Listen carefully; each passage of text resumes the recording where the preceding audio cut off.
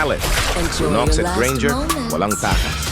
Grabe, unang minuto pa lang ng game, ang kalaban natin ngayon, Lunox, X-Borg, Granger, YSS at Sylvana.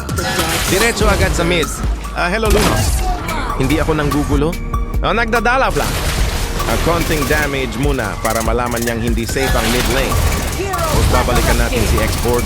Baka kasi tumaba kapag pinabayaan natin. Kaya kailangan kontrolado ang farm niya. Hindi pwedeng maging buff si X-Borg.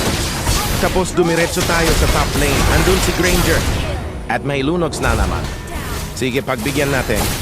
Pinasok natin. Napizzahan pa natin. Pero biglang dumating si Sylvana. Nag-ultimate. Akala niya siya ang makakahuli. Pero siya pa ang namatay. Sylvana, ikaw yung dumating para tumulong. Patayin muna natin ang Lunox sa mid. Baka tumaba din, masakit din to. Tapos bumaba ulit tayo para kay X-Borg.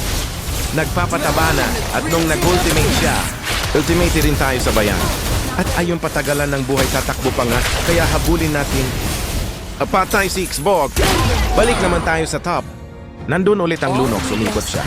Umikot din tayo. Nag-ultimate siya. Nag-ultimate din tayo. Akala niya makakatakas na siya. Pero may flicker tayo.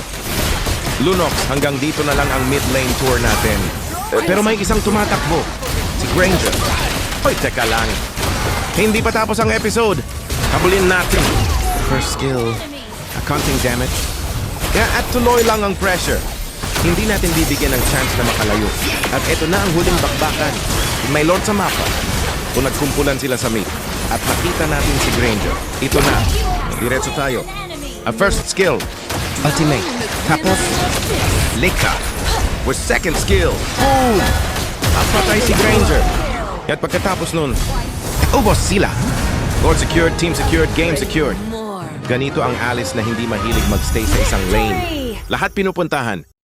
Follow back para sa marami pang gameplay.